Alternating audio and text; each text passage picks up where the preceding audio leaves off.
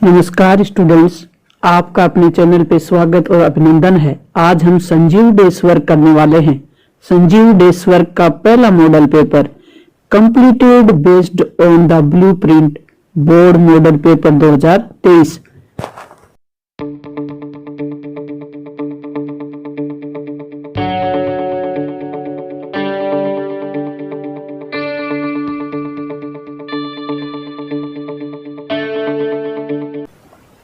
राजनीति विज्ञान होगी, कक्षा अपनी 12th होगी। पूर्णांक आपका 80 का होगा। ये सामान्य निर्देश होंगे आपके लिए। बढ़ते हैं प्रश्नों की ओर। बहुविकल्पीय प्रश्न सबसे पहले करेंगे। वर्तमान में गुट निरपेक्ष आंदोलन में कितने सदस्य देश हैं?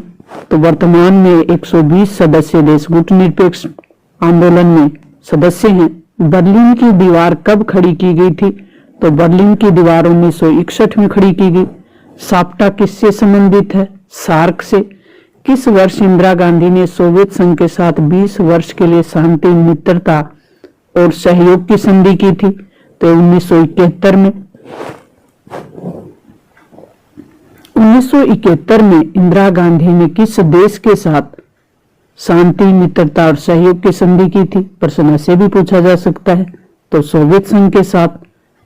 नेक्स्ट अपना प्रश्न है कि भारत ने शुरुआती दौर में विकास की जो नीति अपनाई उसमें निम्नलिखित में से कौन सा विचार शामिल नहीं था? तो इसमें ऑप्शन अपने दिए हुए नियोजन, उदारीकरण, सहकारी खेती, आत्मनिर्भरता। तो जो उदारीकरण है ये भारत में 1991 से अपनाया गया है। तो उदारीकरण उस समय नहीं था जब देश आजाद हुआ और विकास की नीति अपनाई। ऑपरेशन ब्लू स्टार है, उसका संबंध किस राज्य से है? तो ऑपरेशन ब्लू स्टार का संबंध है पंजाब से। भारत में दूसरा पिछड़ा वर्ग आयोग के अध्यक्ष कौन थे? तो बीपी मंडन। शीत युद्ध के समय अमेरिका और सोवियत खेमे का विभाजन सबसे पहले कहाँ हुआ था? तो ये यूरोप में हुआ था सबसे पहले, क्योंकि जर्मनी का विभाजन किया गया था, पूर्वी जर्मनी और पश्चिमी जर्मनी। तो ब ऑप्शन अपना सही हो जाएगा। रूस में समाजवादी क्रांति किस वर्ष हुई? तो 1917 में हुई रूसी क्रांति।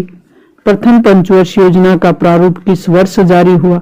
1951 में प्रथम पंचवर्ष योजना का प्रारूप है वो तैयार हुआ या जारी हुआ। स्वेज नहर के मुद्दे पर 1956 में ब्रिटेन ने किस देश पे हमला किया? तो ये देश था मिस्र। द ऑप्शन अपना सही होगा। लोकदल के संस्थापक कौन थे? चौधरी चरण सिंह। अब अपने रिक्त स्थान वाले प्रश्न होंगे। 6 आपके क्वेश्चन है वो रिक्त स्थान वाले होंगे। लीग ऑफ नेशन के उत्तराधिकारी के रूप में संयुक्त राष्ट्र संघ की स्थापना हुई थी, क्योंकि लीग ऑफ नेशन की स्थापना प्रथम विश्व युद्ध की समाप्ति के बाद हुई थी, जनवरी 1920 में, जिसे राष्ट्र संघ भी कहते हैं। इसके उत्तराधिकारी के रूप में संयुक्त राष्ट्र संघ यानी यूएनओ सामने आया था।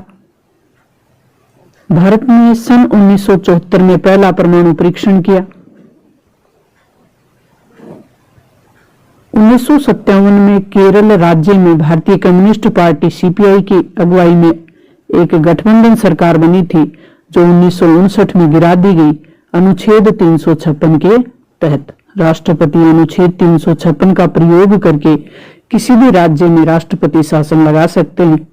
नॉर्वे के प्रथम संयुक्त राष्ट्र संघ के महासचिव थे वो किस देश के थे? ऐसे भी पूछा जा सकता है। नॉर्वे के। नाम था उनका ट्रिग्वेली।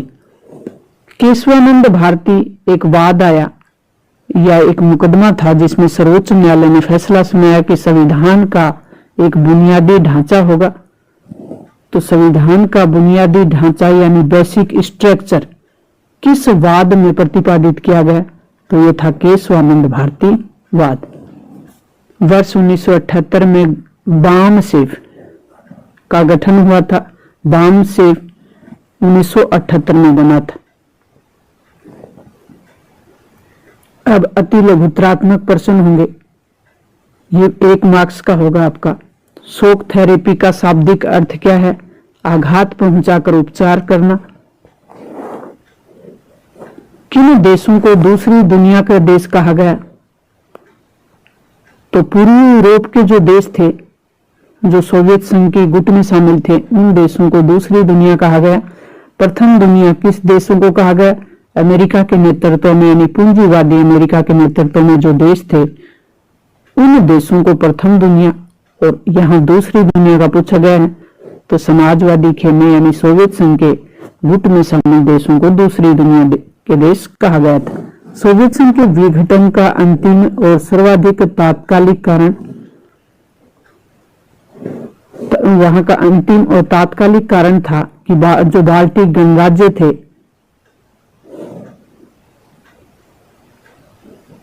इनमें राष्ट्रीयता और संप्रभुता का उभार होना।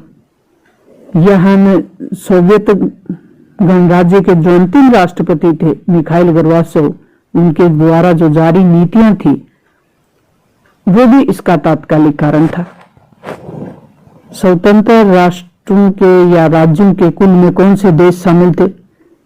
रूसी संघ, Kazakhstan, Estonia, Latvia, Lithuania, Belarus, Ukraine, Maldives, Armenia, Georgia, Azerbaijan, Turkmenistan, Uzbekistan और तजाकिस्तान और किर्गिस्तान। हेजेमनी शब्द का अर्थ क्या है? अमेरिकी वर्चस्व के लिए हेजेमनी शब्द का प्रयोग किया गया था। तो विश्व राजनीति में आज अमेरिकी जो सैन्य वर्चस्व है उसके लिए हेजेमनी शब्द का इस्तेमाल किया जाता है। ऑपरेशन इराकी फ्रीडम 19 मार्च 2003 को अमेरिका ने इराक के विरुद्ध एक अभियान चलाया था जिसे इराकी फ्रीडम नाम दिया गया। क्योटो प्रोटोकॉल का लक्ष्य क्या था? औद्योगिक देशों के लिए ग्रीन हाउस गैसों के उत्पादन को कम करना या कार्बन उत्सर्जन की मात्रा को घटाना, इसका लक्ष्य था क्योटो प्रोटोकॉल का। क्योंकि क्योटो प्रोटोकॉल जब हुआ वो जापान के क्योटो शहर में हुआ था, एक समझौता जिसे क्योटो प्रोटोकॉल के नाम से जाना गया, और ये हुआ था 1997 में। विश्व की साझी संपदा का आकार घटने के कारण कौन से हैं? तो विश्व की साझी संपदा जिसपे किसी एक देश का अधिकार नहीं होकर पूरे विश्व समुदाय का अधिकार हो, जैसे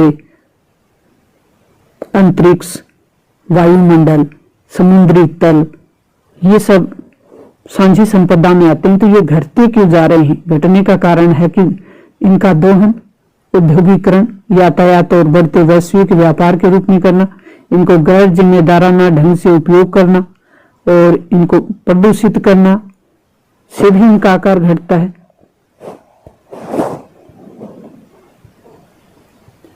विश्व सामाजिक मंच के कार्यकर्ता किसका विरोध करते हैं? तो विश्व सामाजिक मंच के कार्यकर्ता हैं वो नव उदारवादी जो विचार है उसका विरोध करते हैं। नव उदारवादी विचार पर आधारित वैश्वीकरण का विरोध करते हैं। आर्थिक वैश्वीकरण का एक लाभ लिखना है।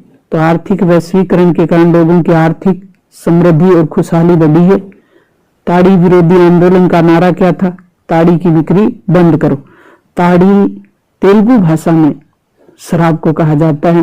तो ये आंध्र प्रदेश में चला आंदोलन है और इसमें महिलाओं ने ताड़ी यानी शराब बिक्री को बंद कराने के लिए एक आंदोलन चलाया था जिसमें नारा दिया गया ताड़ी की बिक्री बंद करो।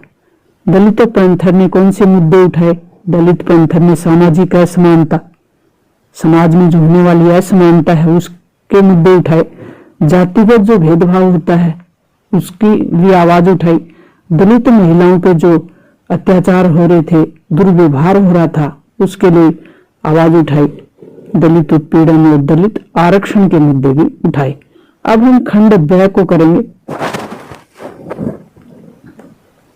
खंड ब में लघुत्रात्मक प्रश्न होंगे जिनकी शब्द सीमा 50 होगी। पहला अपना प्रश्न है कि वर्ष 2003 में अमेरिका के द्वारा इराक पे सैन्य हमले के 2 मकसद कौन से थे? किस मकसद से अमेरिका ने इराक पे सैन्य हमला किया? इराक की फ्रीडम, तो तेल के भंडारों पर नियंत्रण करना, इराक में अमेरिका की मनपसंद सरकार की स्थापना करना, ये उसके मकसद थे अमेरिका के, जो कि इराक में सैन्य हमला किया गया। भारत और पाकिस्तान के मध्य विवाद के कोई 2 मुद्दे बताने। भारत और पाकिस्तान दोनों देशों की सरकारें कश्मीर पे अपना दावा करते हैं। दोनों देशों के अपने अपने तर्क हैं। इस मुद्दे को लेकर दोनों देशों के बीच युद्ध भी हो चुका है, लेकिन इसका समाधान अभी तक नहीं हो पाया है। दोनों देशों की सरकारें एक दूसरे को संदेह की नजर से देखती हैं। आतंकवाद और जासूसी के लिए एक दूसरे के ऊपर आरोप और प्रत्यारोप भी करते हैं।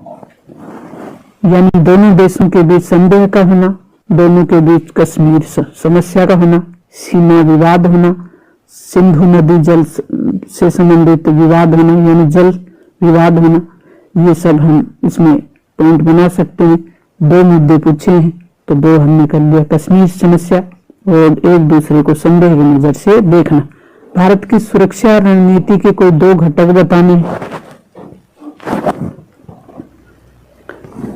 भारत अपनी चारों तरफ परमाणु हथियारों से लैस देशों को देखता है, जैसे देखते हुए 1974 और 1998 सबसे पहले भारत ने अपना परमाणु परीक्षण किया 1974 में, फिर दूसरा परमाणु परीक्षण किया 1998 में और अपनी सैन्य क्षमता का विकास किया। भारत ने अपनी सुरक्षा हितों के लिए अंतर्राष्ट्रीय कायदे और संस्थाओं यानी अंतर्राष्ट्रीय यूएनओ के जो भी नियम कानून कायदे हैं उनको मजबूत करने की नीति अपनाई है। मूलवासी से आप क्या समझते हैं? मूलवासी ऐसे लोगों के वंशज हैं जो किसी मौजूद देश में लंबी अवधि से रहते चले आ रहे हैं। यद्यपि किसी दूसरे जातीय मूल के लोगों ने अन्य हिस्सों से आकर इनको अपने अधीन कर लिया, तो वे अभी भी अपनी परंपरा, संस्कृति और रीति रिवाज को पसंद करते हैं और उसमें किसी भी प्रकार का बदलाव पसंद नहीं करते। वैश्वीकरण में प्रौद्योगिकी का क्या योगदान है? यानी वैश्वीकरण विश्व की अर्थव्यवस्थाओं का आपस में जुड़ना या एकीकरण होना या विश्व के विभिन्न देशों का आपस में एक हो जाने की जो प्रक्रिया है उसको वैश्वीकरण कहा जाता है। तो वैश्वीकरण में प्रौद्योगिकी यानी तकनीक का क्या योगदान है? तो वैश्वीकरण में तकनीक जैसे टेलीग्राफ, टेलीफोन, माइक्रोचिप के नवीनतम आविष्कारों ने विश्व के विभिन्न भागों के बीच संचार में क्रांति ला दी है। विचार, पूंजी, वस्तु, लोगों की विश्व के विभिन्न भागों में आवाजाही की जो आसानी है वो भी तकनीक के कारण तेज हुई है। भारत और भूटान के मध्य सहयोग के दो क्षेत्र, भारत और भूटान के मध्य सहयोग के जो क्षेत्र हैं उसमें भूटान में पूर्वोत्तर भारत में असम, मेघालय, मणिपुर, त्रिपुरा जो 7 सिस्टर्स के राज्य हैं वो आते हैं। तो इन पूर्वोत्तर भारत के उग्रवादियों और गुरिल्ला को अपने क्षेत्र से उन्होंने खदेड़ा है और इस कदम से भारत को बड़ी सहायता मिली। भारत भूटान में पन बिजली की बड़ी परियोजनाएं चलाकर सहयोग करता है। भारत की संयुक्त राष्ट्र की सुरक्षा परिषद की स्थायी सदस्यता के समर्थन में दो तर्क देने। भारत संयुक्त राष्ट्र संघ की स्थायी सदस्यता का दावेदार कैसे है? कैसे कह सकते हैं हम कि सुरक्षा परिषद का भारत को स्थायी सदस्य होना चाहिए? तो इसके लिए तर्क देने हैं कि कौन से ऐसे प्रभावशाली तर्क हैं जिसके आधार पर हम कह सकते हैं कि भारत संयुक्त राष्ट्र संघ की सुरक्षा परिषद का स्थायी सदस्य बनने का दावेदार होना चाहिए। भारत विश्व में सर्वाधिक आबादी वाला बड़ा देश है। यहाँ विश्व की कुल जनसंख्या का 1/5 भाग निवास करता है। भारत विश्व का सबसे बड़ा लोकतंत्र है और ये तेजी से बढ़ती हुई अर्थव्यवस्था के रूप में भी अंतर्राष्ट्रीय स्तर पर उभरा है। प्रथम आम चुनाव को सफल बनाने के लिए चुनाव आयोग के कौन से कार्य थे? तो प्रथम आम चुनाव बड़ा मुश्किल था क्योंकि भारत उस समय आजाद हुआ, तो भारत के समक्ष कई चुनौतियां थी। राष्ट्रीय एकीकरण की चुनौती, लोकतंत्र को सफल बनाने की चुनौती और विकास की चुनौती। तो सबसे एकीकरण के बाद सबसे पहला जो काम था भारत का वो था चुनाव करवाना। लोकतांत्रिक व्यवस्था के लिए चुनाव करवाने जरूरी है। तो प्रथम आम चुनाव जो कि 1952 में हुए, भारत में चुनाव आयोग की स्थापना 1950 में कर दी थी। तो सर्वप्रथम चुनाव आयोग ने मतदान की एक विशेष पद्धति अपनाई और दूसरा उसने चुनाव कराने के लिए लगभग 3 लाख से ज्यादा अधिकारी और कर्मचारियों को प्रशिक्षित किया। ताकि वो मात्र 15% साक्षर जनसंख्या थी, बाकी जनसंख्या असाक्षर थी। तो इस प्रकार की जनसंख्या को चुनाव की पद्धति समझाना और चुनाव सेंटर तक यानी बूथ तक उन लोगों को लाना और एक सफल चुनाव करवाना, ये चुनाव आयोग के लिए बड़ा मुश्किल काम था। तो इसको अंजाम देने के लिए चुनाव आयोग ने सर्वप्रथम मतदान की एक विशेष पद्धति अपनाई। दूसरा, उसने 3 लाख से ज्यादा अधिकारी और कर्मचारी प्रशिक्षित करके लोगों को चुनाव प्रक्रिया में भाग लेने के लिए संबंधी जो भी जिम्मेदारी थी उसको पूरा किया। भारतीय राजनीति में दल बदल से आप क्या समझते हैं? दल को जो बदल ले, अब इसको परिभाषा के रूप में हम देखते हैं कि कैसे। सरल भाषा में यह है कि जो व्यक्ति या प्रतिनिधि एक दल से चुन के आए दूसरे, फिर अपने स्वार्थवश दूसरे दल में शामिल हो जाए तो उसे दल बदल कहा जाता है। दल बदल का से जब जनता द्वारा निर्वाचित कोई प्रतिनिधि किसी विशेष राजनीतिक पार्टी के चुनाव चिन्ह से जीत के आए और अपने स्वार्थ या अन्य कारण से उस दल को छोड़कर अन्य दल में शामिल हो जाए तो भारतीय राजनीति में इसे दल बदल कहा जाता है। 1960 के दशक को खतरनाक दशक क्यों कहा जाता है? 1960 का दशक में ऐसी कौन सी घटनाएं हुई जिसके कारण 1960 का दशक खतरनाक दशक कहलाता है? तो कांगो संकट, क्यूबा संकट, क्यूबा मिसाइल संकट, 1965 का डोमिनियन रिपब्लिक।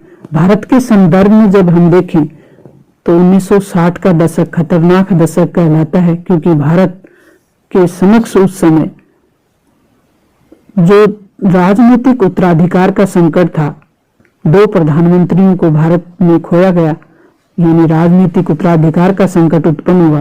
पहले पंडित जवाहरलाल नेहरू 1964 में,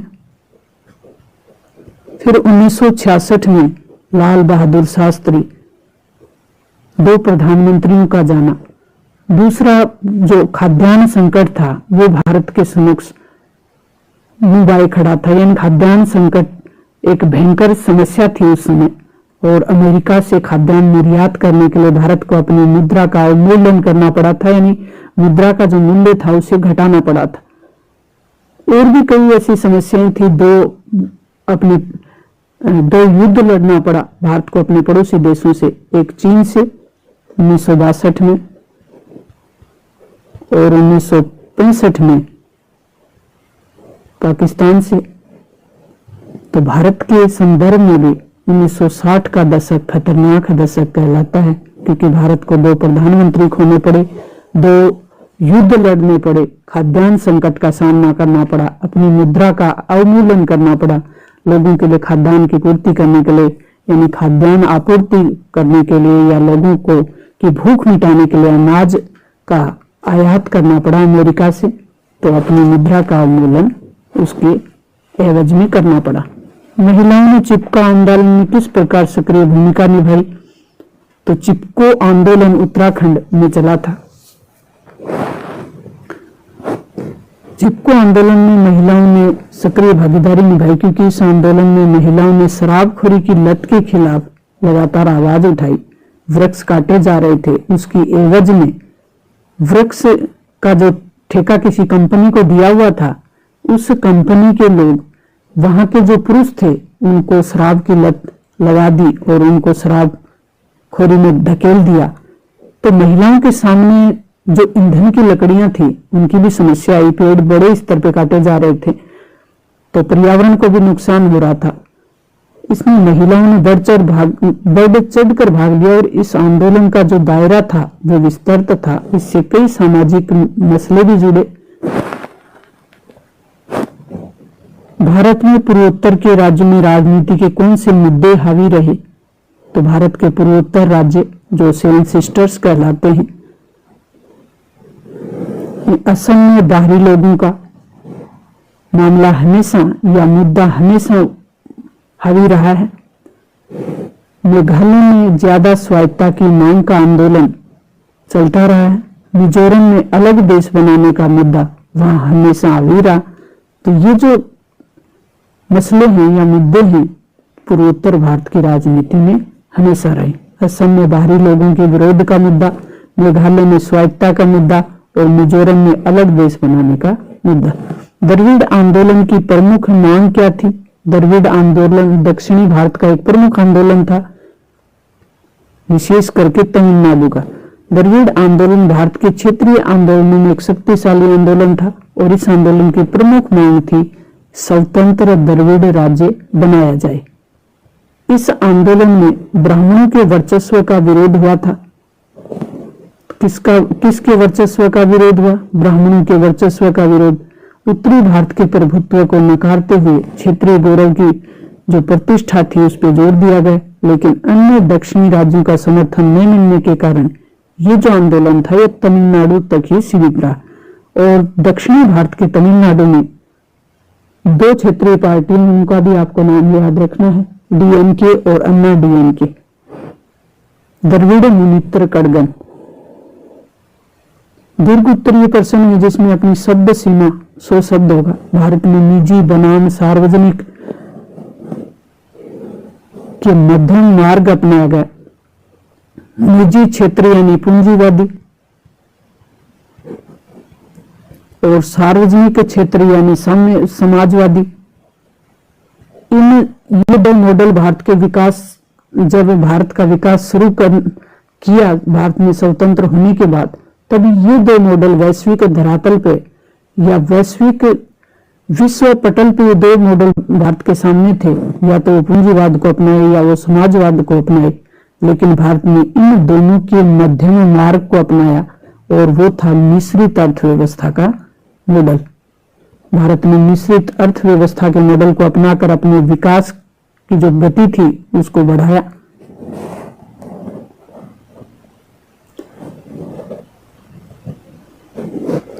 मिश्रित अर्थव्यवस्था निजी क्षेत्र बनाम मध्यम सार्वजनिक क्षेत्र का मध्यम मार्ग का अर्थ है भारत में विकास के लिए पूंजीवादी मॉडल, जिसमें विकास का काम पूर्णतः निजी क्षेत्र के भरोसे होता है।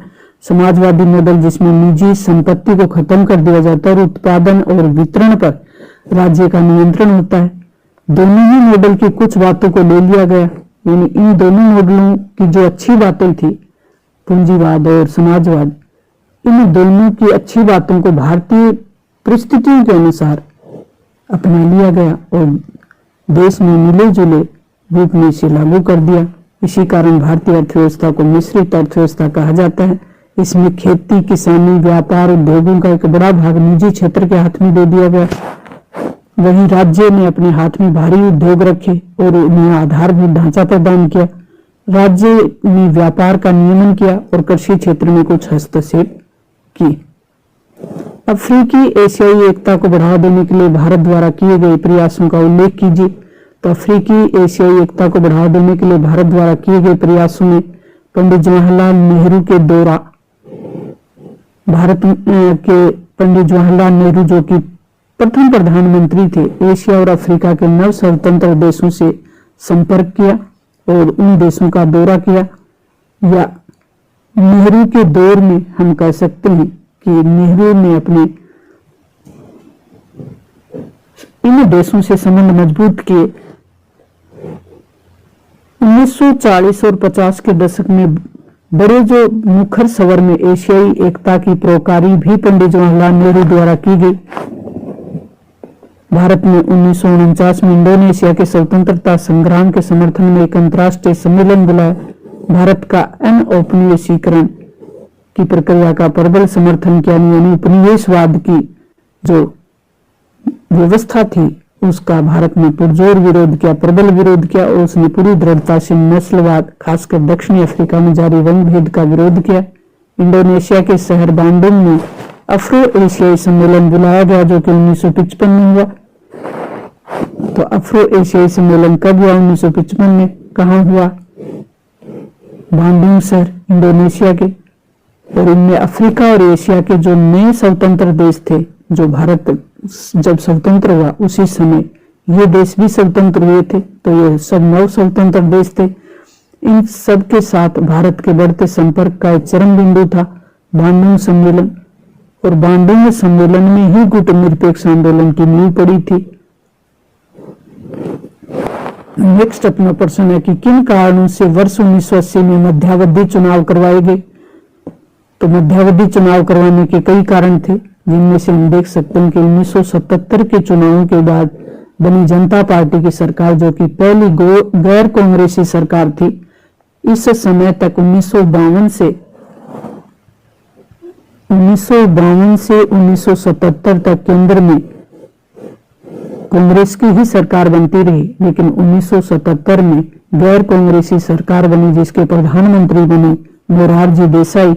लेकिन ये जो जनता पार्टी की सरकार थी, इसमें कोई तालमेल नहीं था और ये जनता की उम्मीदों पे खरा नहीं उतर सकी। ये पद को लेकर मोरारजी देसाई और चरण सिंह जगजीवन राम, इन तीनों प्रभावशाली नेताओं के बीच खींचतान रही। मोरारजी देसाई अंततः प्रधानमंत्री बने। बाद में कुछ समय के लिए चरण सिंह भी बने। जनता पार्टी अनेक राजनीतिक दलों का ढीला ढाला संगठन था, या कहें कि ये प्रधानमंत्री की सीट के लिए ही 3 साल जो थे वो निकाल दिए गए। जनता का कोई भी कार्य, विकास संबंधी कोई भी कार्य नहीं कर पाई। तो जनता पार्टी के अनेक जो राजनीतिक दल का संगठन था वो ढीला ढाला था। इन दलों में निरंतर खींचतान चलती रहती थी। इसलिए 1980 में मध्यावधि चुनाव करवाए गए। नेक्स्ट पॉइंट हम लिख सकते हैं कि जनता पार्टी की सरकार के पास एक निश्चित दिशा, दीर्घकालीन कल्याणकारी जो बहुजन प्रिय कार्यक्रम था, या कहें कि सर्वमान्य नेतृत्व था, वो भी नहीं था। कार्यक्रम भी नहीं था। न्यूनतम साध्य जो कार्यक्रम था वो भी नहीं था। 18 मास पश्चात मोरारजी देसाई ने त्यागपत्र दिया और जनता पार्टी पुनः कई दलों में बिखर गई और परिणाम ये हुआ कि 1980 में मध्यावधि चुनाव करवाने पड़े। मंडल आयोग की सिफारिशें क्या थी? मंडल आयोग की सलाह थी कि पिछड़े वर्ग को पिछड़ी जाति के अर्थ में स्वीकार किया जाए, क्योंकि अनुसूचित जातियों से इतर ऐसी अनेक जातियां जिन्हें वर्ण व्यवस्था में नीच समझा जाता है। आयोग ने अपने सर्वेक्षण में पाया कि पिछड़ी जातियों की शिक्षा, संस्था और सरकारी नौकरियों में बहुत कम मौजूदगी है, नहीं बहुत कम इनको जगह मिलती है, अतः इनको भी आरक्षण दिया जाए। तो सिफारिश के रूप में मंडल आयोग ने बताया कि पिछड़ी जातियों के लिए शिक्षा संस्थाओं और सरकारी नौकरियों में जो 27% आरक्षण है वो दिया जाना चाहिए। मंडल आयोग ने अन्य पिछड़ा वर्ग की स्थिति सुधारने के लिए भूमि सुधार की भी सिफारिश की थी। तो पिछड़ा जो मंडल आयोग था उसने 27% आरक्षण की बात की और भूमि सुधार संबंधी अपनी सिफारिश सरकार को सौंपी। निबंधात्मक प्रश्न होगा, उत्तर शब्द सीमा होगी वो 250 होगी। तो शीत युद्ध का अर्थ, क्षेत्र भूमिका का उल्लेख, गुट निरपेक्षता का अर्थ स्पष्ट कीजिए और शीत युद्ध के दौरान इसने किस प्रकार द्विध्रुवीयता को चुनौती दी। इसमें से आप अथवा का मतलब है कि आपको एक करना है, जो भी आपको बेहतर आए, जो अच्छा आ रहा है, जिसमें आप अच्छे से लिख सकें, वही प्रश्न आपको करना है। तो शीत युद्ध का अर्थ है द्वितीय विश्व युद्ध के दौरान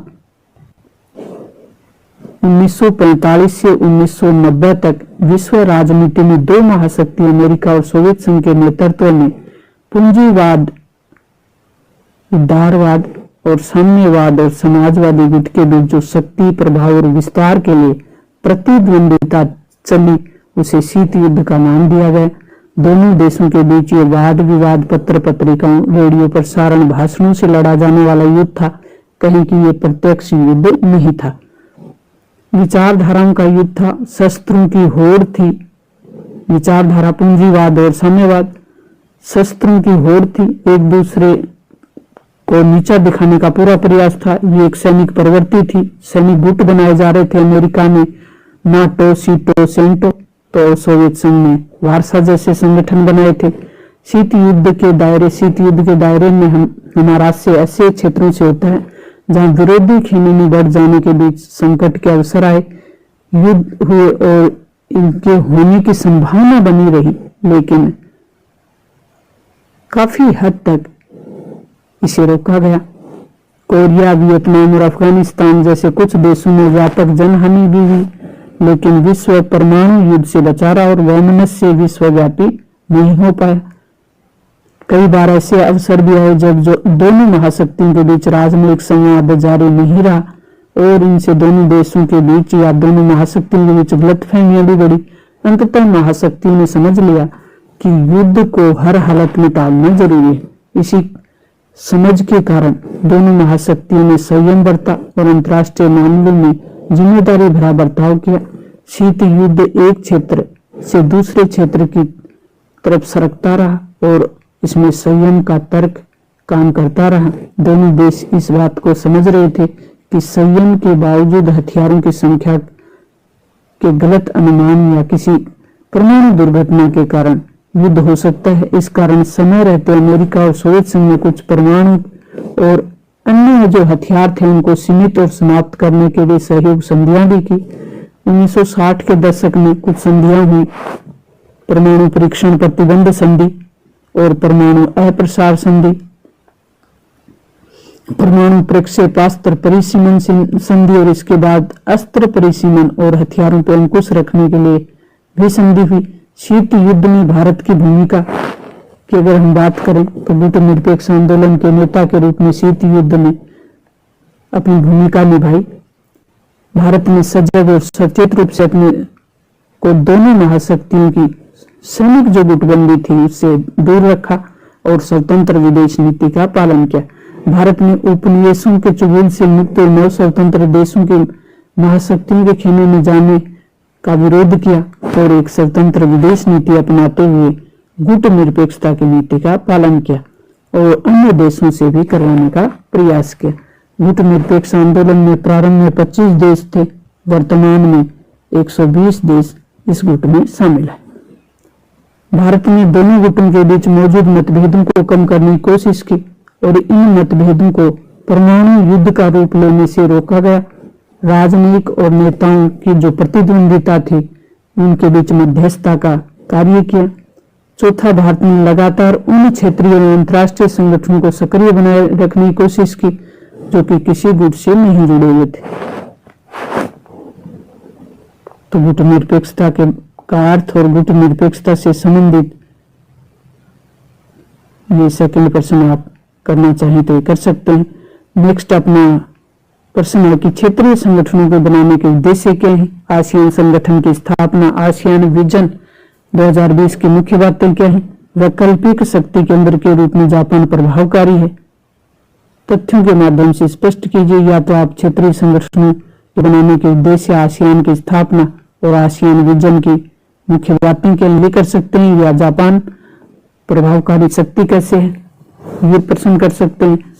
तो क्षेत्रीय संगठनों के बनाने के उद्देश्य की बात करें तो क्षेत्रीय संगठन बनाने के जो प्रमुख उद्देश्य हैं वो हैं, अब जो क्षेत्र विशेष है उसमें चलने वाली ऐतिहासिक दुश्मनी और कमजोरियां हैं उनको क्षेत्रीय स्तर पे ही हल करना या उनका समाधान ढूंढना, अपने अपने क्षेत्र में अधिक शांतिपूर्ण और सहकारी क्षेत्रीय व्यवस्था विकसित करना, अपने क्षेत्र के देशों की अर्थव्यवस्थाओं का समूह बनाने की दिशा में काम करना, बाहरी हस्तक्षेप का डटकर मुकाबला करना, संयुक्त राष्ट्र संघ के कार्य को सुगम करना और उनके क्षेत्रीय समस्याओं के बोझ को कम करना। आसियान की स्थापना 1967 में दक्षिणी पूर्व एशिया के 5 देशों ने बैकॉक घोषणा पत्र पर हस्ताक्षर करके आसियान की स्थापना की। आसियान की स्थापना कब की गई? 1967 में। ये कौन से देशों का ग्रुप है? दक्षिणी पूर्व एशियाई देशों का ग्रुप है। प्रारंभ में इसमें 5 सदस्य देश थे और बैकॉक घोषणा द्वारा उन्होंने इसकी स्थापना की। प्रारंभ में जो 5 सदस्य थे, इंडोनेशिया, मलेशिया, फिलीपींस, सिंगापुर और थाईलैंड। वर्तमान में इसमें 10 सदस्य देश हैं। बाद में अन्य देश जुड़ते गए। आसियान विजन की प्रमुख बातें हैं, वो प्रमुख हैं कि आसियान विजन 2020 में अंतर्राष्ट्रीय समुदाय में आसियान की एक बहुमुखी भूमिका को प्रमुखता दी गई। इस नीति से आसियान द्वारा टकराव की जगह बातचीत द्वारा हल निकालने की भी नीति अपनाई गई। आसियान ने कंबोडिया के टकराव और पूर्वी तिमोर में जो संकट चल रहा था उसको हल करने का प्रयास किया। आसियान विजन 2020 के तहत एक आसियान सुरक्षा समुदाय भी बनाया गया और आर्थिक समुदाय भी बनाया गया। तो सुरक्षा समुदाय और आर्थिक समुदाय और एक आसियान सामाजिक और सांस्कृतिक समुदाय बनाने की संकल्पना रखी गई। आसियान अपने सदस्य देशों, सहभागी सदस्यों और गैर क्षेत्रीय संगठनों के बीच निरंतर संवाद और परामर्श को महत्व देगा, ऐसा भी तय किया गया। नेक्स्ट, अगर करना चाहें आप जापान का वैकल्पिक शक्ति के रूप में, तो ये भी आप कर सकते हैं।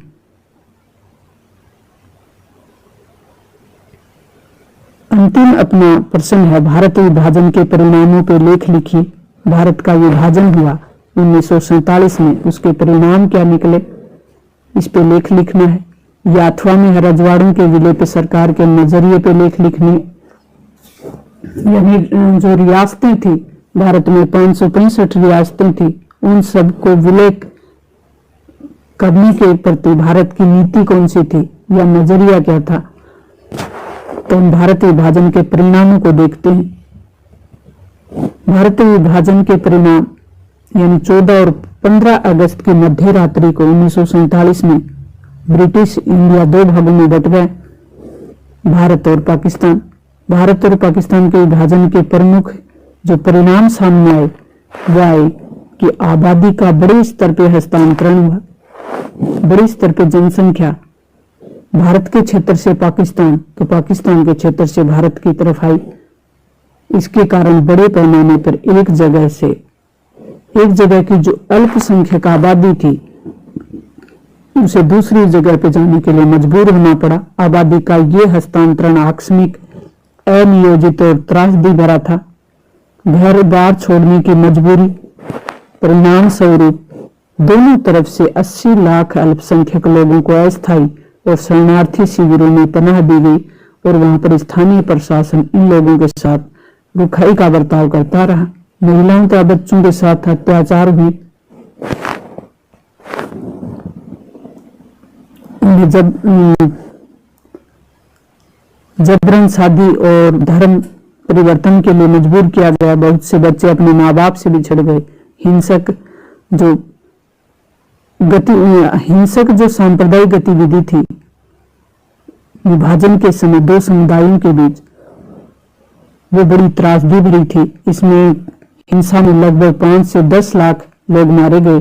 भौतिक संपत्ति जो थी उसका भी बंटवारा हुआ। भौतिक संपत्ति यानी टेबल कुर्सी से लेकर टाइपराइटर तक की जो चीजें थी उनको बांटा गया। वित्तीय संपदा, परिसंपत्ति और सरकारी कामकाज, यहाँ तक कि फर्नीचर, मशीन और सरकारी और रेलवे कर्मचारियों का भी बंटवारा हुआ था। टेबल कुर्सी, टाइपराइटर और पुलिस के वाद्य यंत्रों तक का बंटवारा हुआ। अतः स्पष्ट है कि भारत और पाकिस्तान का विभाजन दर्दनाक और त्रासदी भरा रहा। अथवा में जो प्रश्न है वो देशी रजवाड़ों से संबंधित है कि देशी रजवाड़ों के विलय की जो समस्या थी उसे सरकार ने किस नजरिए से हल करने का प्रयास किया। तो स्वतंत्रता के तुरंत पहले ब्रिटिश शासन ने घोषणा की कि भारत पर ब्रिटिश प्रभुत्व के साथ ही रजवाड़ों पर से भी ब्रिटिश प्रभुत्व है वो खत्म हो जाएगा। रजवाड़े हैं, रियासतें हैं जहां राजा शासन कर रहे हैं, वो भी स्वतंत्र हो जाएंगे। अपनी मर्जी से वो चाहें, उनके सामने 3 विकल्प रखे गए। वो चाहें तो भारत में रह सकते हैं, वो चाहे तो पाकिस्तान में शामिल हो सकते हैं, और वो अगर चाहें तो स्वतंत्र अपना जो अस्तित्व है वो बना के रख सकते हैं। ये जो फैसला लेने का अधिकार राजाओं पे छोड़ा गया, ये एक गंभीर समस्या थी और इससे अखंड भारत के अस्तित्व पे खतरा मंडरा रहा था। राज्यों के पुनर्गठन की समस्या का समाधान सरदार वल्लभ भाई पटेल के नेतृत्व में देशी रियासतों के विलय की समस्या थी उसे हल किया गया। इसे 3 चरणों में हल किया गया। पहला चरण था, उसमें अधिकांश जो देशी रियासतें थी उनके शासकों ने भारतीय संघ में स्वेच्छा से विलय के एक सहमति पत्र पे हस्ताक्षर कर दिया। इस विलय पत्र का जो नाम था वो रखा गया इंस्ट्रूमेंट्स ऑफ एक्सेशन। इस पर हस्ताक्षर का अर्थ था कि रजवाड़े अब भारतीय संघ का अंग बनने के लिए सहमत है। दूसरा जो चरण रखा गया उसमें मणिपुर, जूनागढ़, हैदराबाद और कश्मीर जैसी रियासतें थी जो स्वेच्छा से भारत संघ में शामिल नहीं हुई थी, इनको शामिल करने का प्रयास शामिल था। परंतु सरदार वल्लभ भाई पटेल ने अपने रणनीतिक कौशल और सूझबूझ से इन रियासतों को भारत संघ में विलय होने के लिए मजबूर कर लिया। तीसरा जो चरण था वो प्रजातांत्रिकरण का था, यानी लोकतंत्रीकरण का था। भारत ने लोकतांत्रिक शासन व्यवस्था को अपनाया और इस चरण में देशी जो राज्य थे उनके प्रांतों में भी संसदीय शासन प्रणाली लागू की। निर्वाचित विधानसभाओं की स्थापना की गई। कुछ राज्यों को स्वायत्तता दी गई, जैसे जम्मू कश्मीर और मणिपुर को। इस प्रकार इनमें प्रजातांत्रिकरण यानी लोकतांत्रिक तरीके से समस्याओं को हल करने का प्रयास किया गया। जैसे मणिपुर के बारे में भी हम पढ़ते हैं तो मणिपुर में सबसे पहले सार्वभौमिक वयस्क मताधिकार के आधार पर जून 1948 में ही चुनाव करवा दिए गए थे। मणिपुर में जून 1948 में, जबकि भारत का संविधान उस समय नहीं बना था, तो सार्वभौमिक वयस्क मताधिकार के आधार पर वहां चुनाव करवाए गए और वहां का जो शासक था बोध चंद्र सिंह, उनको भारत संघ में मिलने के लिए सहमत कर लिया गया और वहां संवैधानिक राजतंत्र की स्थापना की गई। मणिपुर को कुछ स्वायत्तता दी गई। इस तरीके से रियासतों को सरदार वल्लभ भाई पटेल ने अपने रणनीतिक कौशल से और सूझबूझ से इन रियासतों को भारत में विलय होने के लिए मजबूर कर लिया गया, यानी इनको राजी कर लिया गया। यह अति महत्वपूर्ण मॉडल पेपर था अपना। मुझे उम्मीद है कि इसमें से आपको काफी प्रश्न समझ में आ गए। तो इस तरीके के महत्वपूर्ण कंटेंट इस चैनल पे आपके लिए लाए जाते रहे और परीक्षा जब तक आपकी एग्जाम नहीं होगी तब तक आपकी मदद के लिए इसी तरह का प्रयास है वो जारी रहेगा अपनी टीम के द्वारा। मिलते हैं नेक्स्ट और महत्वपूर्ण मॉडल पेपर के साथ। थैंक्स।